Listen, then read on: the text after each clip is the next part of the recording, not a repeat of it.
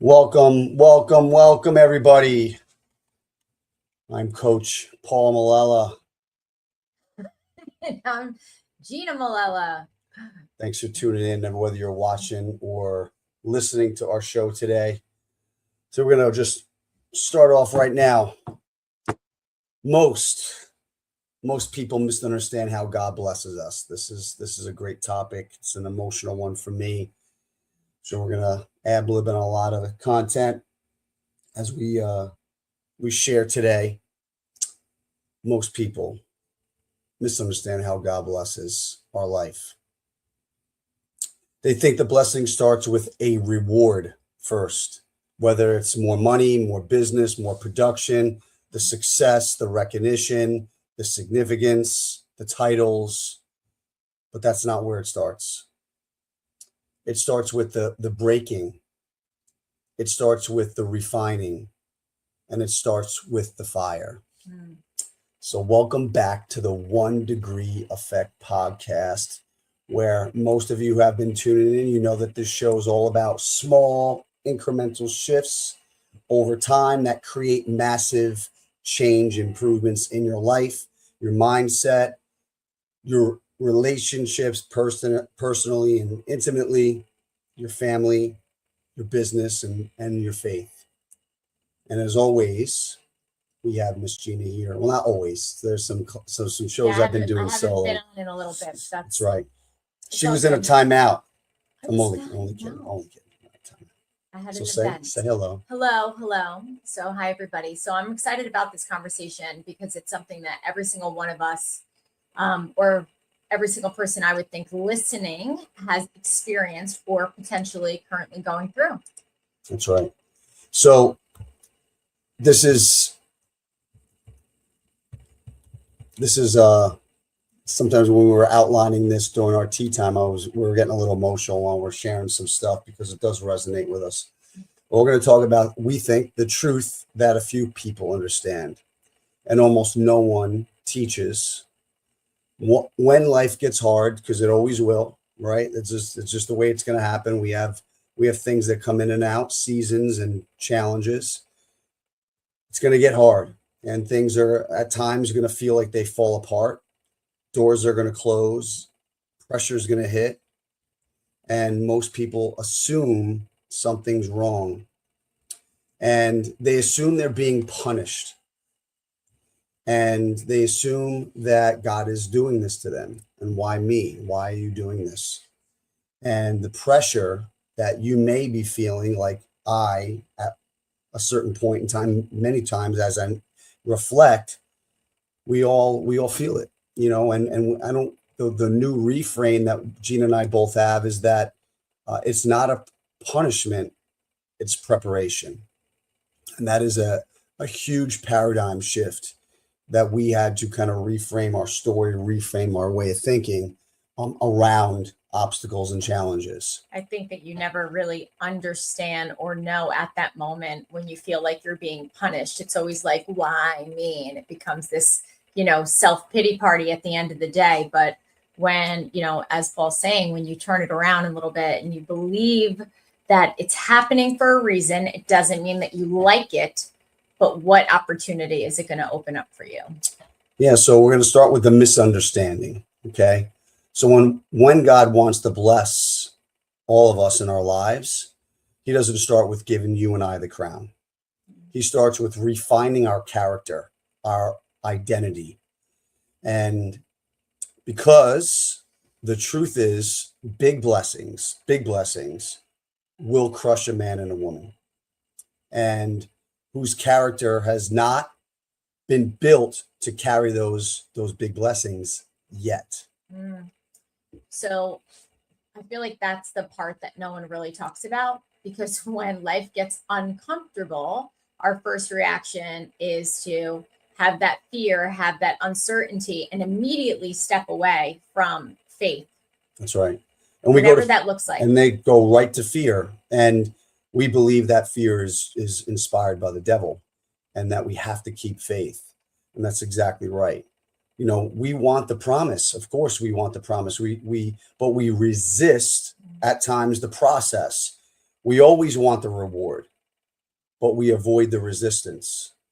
And yet the resistance is exactly what builds us. It's kind of like, sometimes a lot of people don't like working out and eating and cutting out alcohol and doing all these things. They want the body, but they're not willing to go through the pain to refine their body, right? And that's hard. Like, we understand that in the physical world, but then we got to equate it to this, So we're gonna let's kind of take you back to, honestly, this is just me personally, one of the hardest seasons, and it won't be the last hardest season I have in my life, but it was one of the hardest seasons of my life. And when we're shooting this, it's literally around this timeline, and it's about 6 years ago. COVID hits, and overnight all our businesses were shut down, and most people watching this, of course, it affected a lot, but a lot of small business owners and people like us that owned at the time a chain of martial arts schools, it hit us really hard, and it really affected everything for us. So businesses were shut down, and it wasn't partially, it was completely. It was like, shut your business down. Oh, borrow this SBA money, So, 4 martial arts schools, 0 revenue coming in. We have tenants in the building, not sure tenants are going to be able to pay their rent, and we were losing hundreds of thousands of dollars a month. And we had 30, 40 employees that we were responsible for. But even at that time, when you talk about everything that we built, you felt like it was slipping through our fingers. But I could tell you that even in that time, as hard as I know this conversation is going to get, and the thoughts that are what had taken place can get very emotional, because it's a reflection always, and it hits hard. But we were still continuing a level of hope, and that was like our word for that year. We were still really, really pushing. So we were the first martial arts school to pivot, to get online. We were the first people always kind of stepping in. So even at that time, as hard as it was, we were still, plugging in to that, faith and in some level, right? I wasn't hope world but right you away. I definitely you were doing played, the do. Emotional puppet, victim, anger, and blame. And, I was I'm a control freak, and I was out of control. And that's another way that God's going to go, oh, Mr. Paul, Grandmaster Malello, Coach Paul, guess who's in control? No, it's not you. It's me, but I got something in store for you. God, trust me, right? Man, we had employees. We had families depending on us. And as a dad and a husband, I have a family to take care of. And we had to not only borrow money to survive, but we ended up selling our dream home that we custom built, and entertain family and hundreds of people coming to our homes and sharing that with everybody.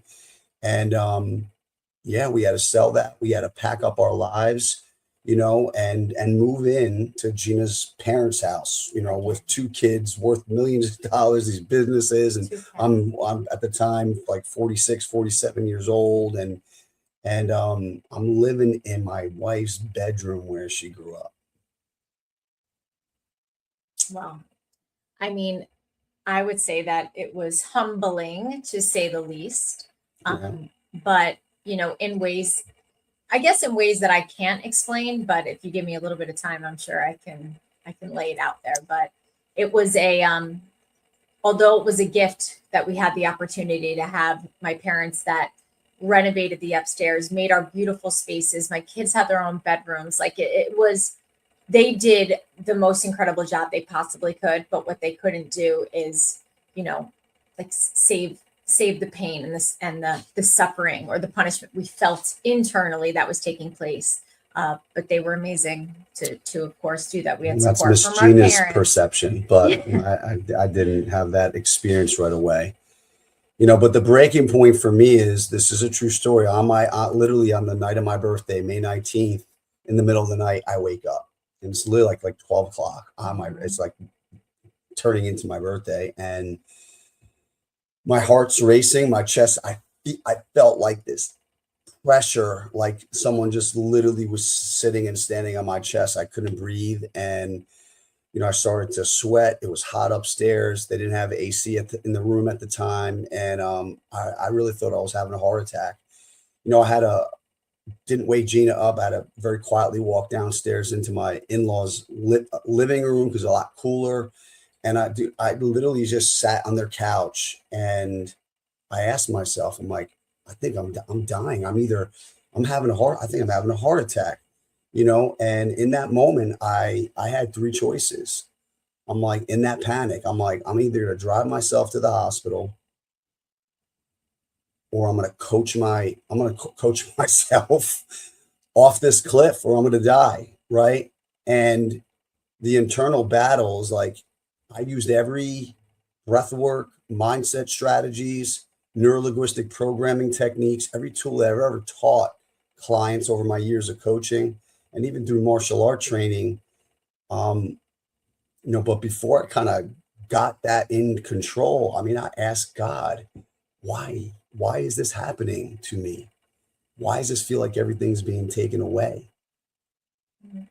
Well, I mean, I remember watching you during that season, and actually that specific moment that you're talking about, I did see you sit up onto the bed and you were just facing the wall. And on that wall, we even have like a little picture of a vision board of what we Not yet. Oh, not at that point we didn't. I don't think so. Right, well, maybe you're all right. I don't know we're if I was facing that planting direction. seeds yet. Actually, you're right. You are right. But you were facing in the wall direction, and you were just sitting back to me. And I remember maybe softly, it was like, "You okay?" And I got to go downstairs, right? And that's when you really had taken that moment that you were experiencing that, which I didn't know. And if I was sitting up, I was having a heart attack. You didn't come save my ass. But you're sitting up. I mean, I'm going to go downstairs. I need a minute, whatever it is. But you physically got up. But, I would say at this time, I get emotional. I felt like I was doing my best in holding, the family together, right? Inside, of course, there was fear. But, Paul, he's always so strong, so focused, so disciplined. And when he was breaking, I'm like, you can't have two people on that same level, right? So someone's got to rise at that moment, step up emotionally, have that strength, that I had to summon right from within. So, inside there was a lot of fear, clearly. We had uncertainty. I had to step up. I was health coaching. I was grateful for Optavia. It actually got me centered spiritually. That was really 6 years ago, the beginning of my journey. We're on multiple Zooms in that organization, and then which it was a health coaching, health coaching that Gina and I were both doing, and it was very helpful. And that's where she gets the word hope from, because we're on these Zooms during COVID, and there were people winning, in the health coaching space at the time, because it's all virtual over the phone, and we're on these Zooms, and a lot of them were Christians and already tapped into faith and walking the path. And I wasn't saved yet. I was literally I got saved like that week after the week of my birthday in May in 2020. And that's where, things I think shifted for me. But even at that time, it was giving me, massive purpose, being able to coach. It was financially, bringing in money. I had my background in cosmetology. Being a seasoned, wife and mom and cooking for Italian families, I was going and hosting events when you weren't supposed to, right? Quote unquote. But families were having parties. They needed someone there to have help. And I stepped into every single avenue I possibly can.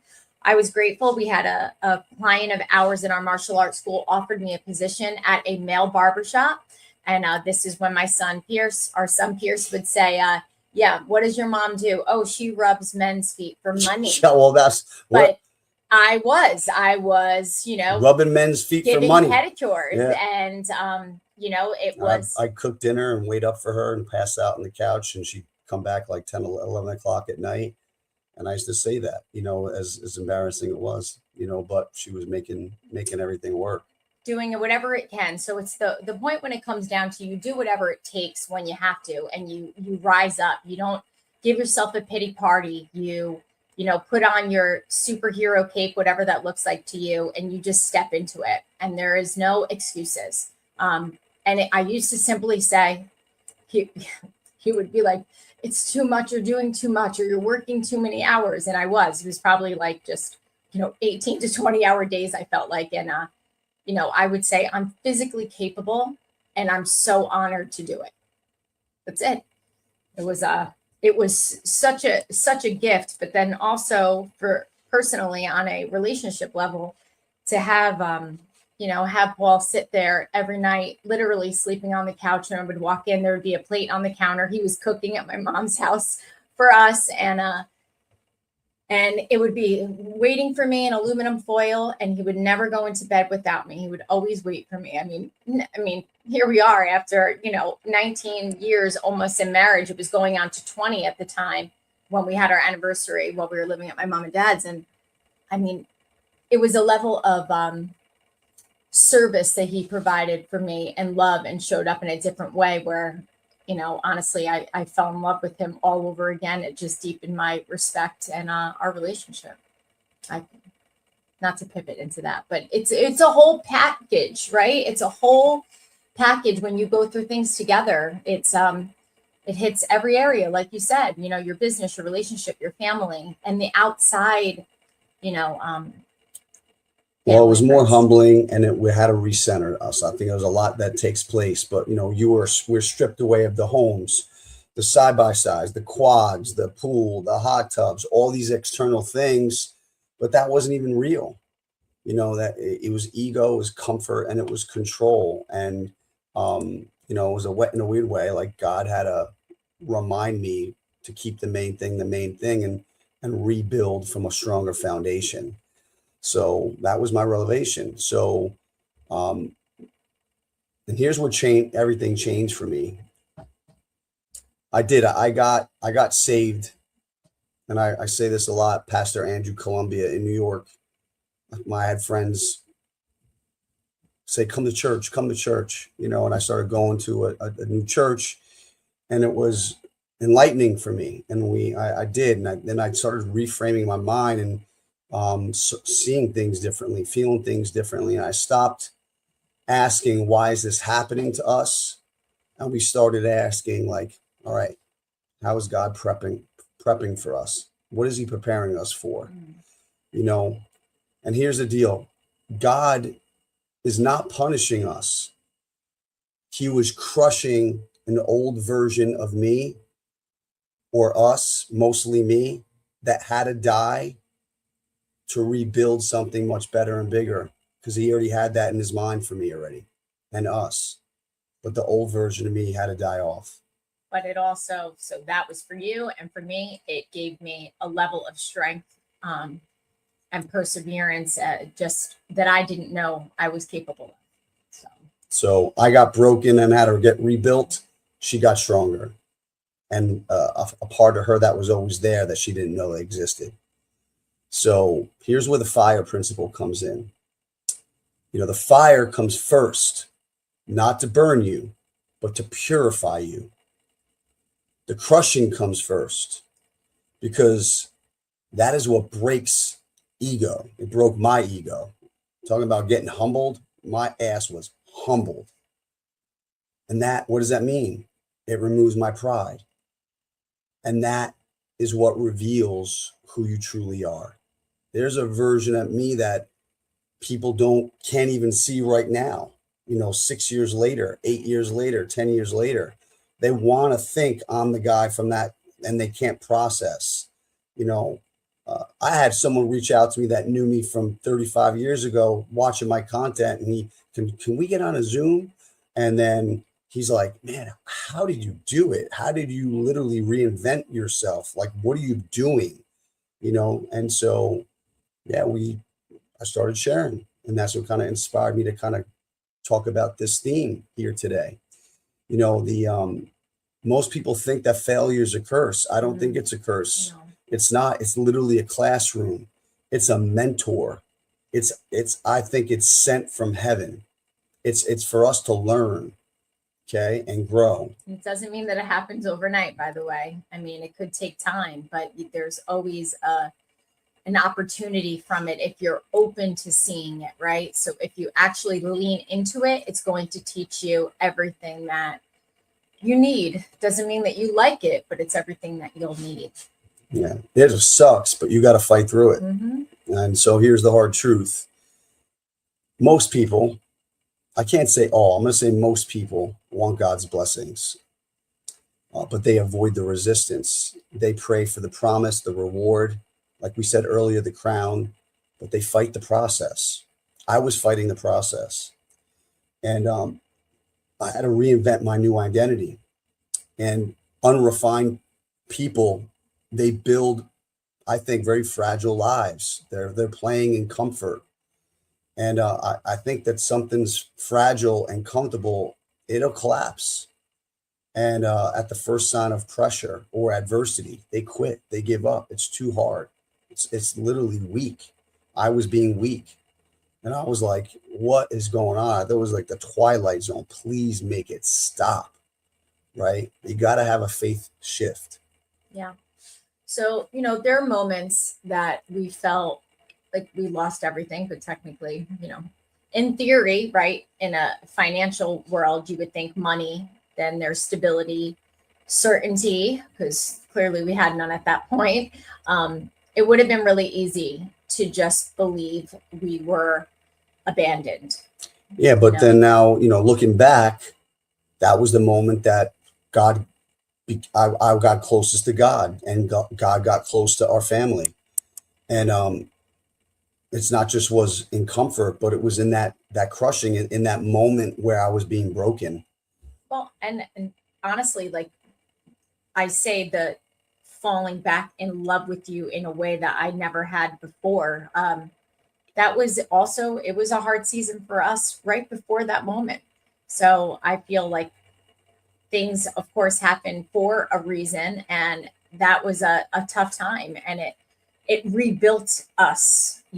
So you talk about every area of our life seemed like it was really crushing, but there was a rebuild process was beautiful. Well, that's transformation, and the transformation truth is here's what it is. It's because it's when you become moldable and you're willing to kind of improve, be better, right? Be better every day. That's when your ego cracks. When ego cracks and you kind of drop your guard, an old version of you dies off. And that version of you wasn't meant to carry a new calling, and you have to rebuild it with a new version. And that's what had to have happen. So if you are in a hard season right now, here are 3 things that we're going to recommend. Run these plays.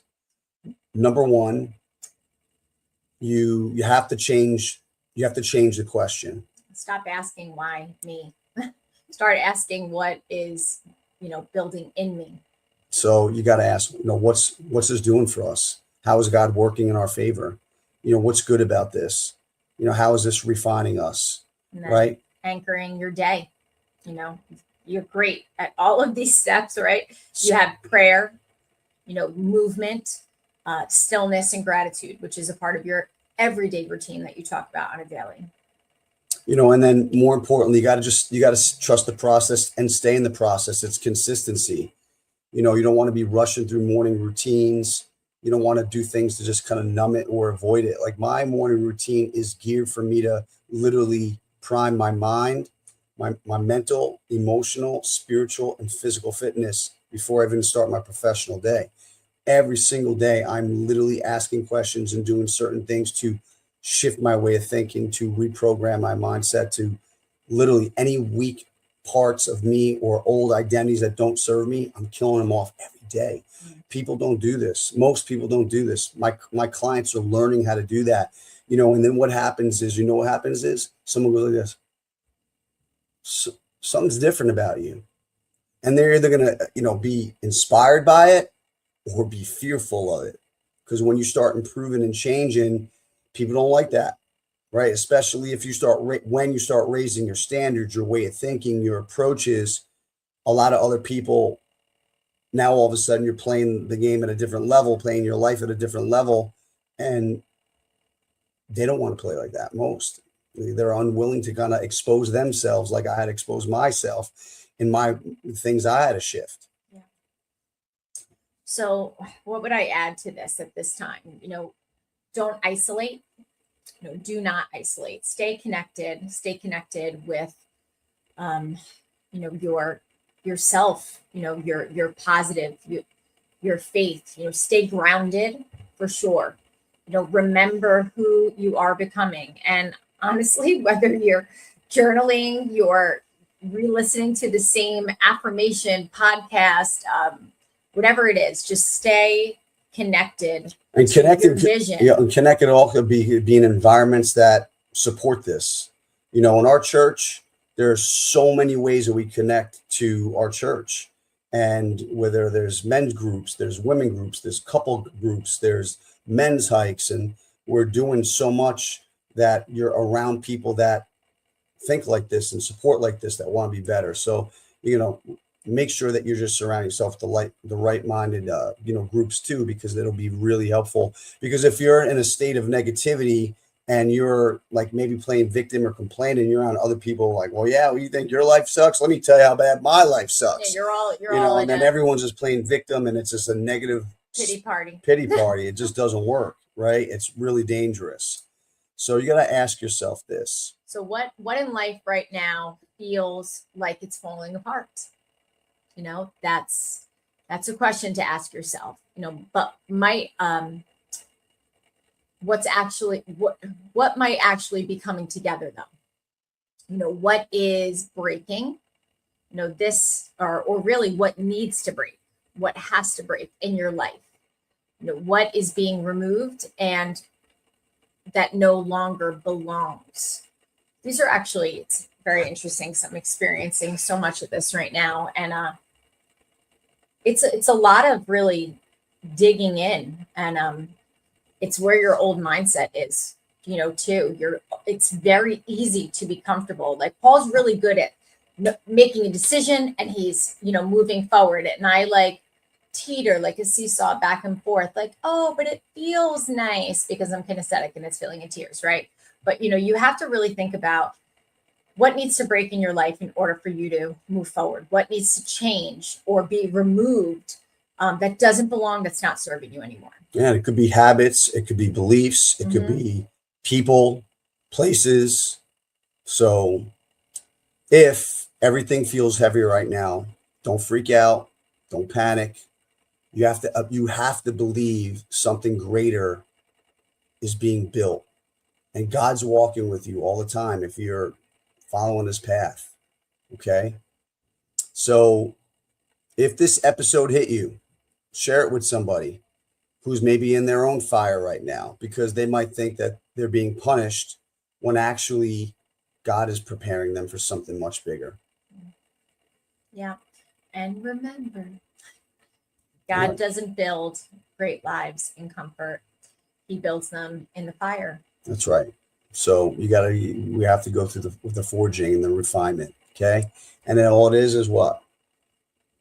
1 degree little shifts every single day, so we can be better every single day. All right. See you on the next episode. Thanks for watching and listening, you all. All right. Be blessed.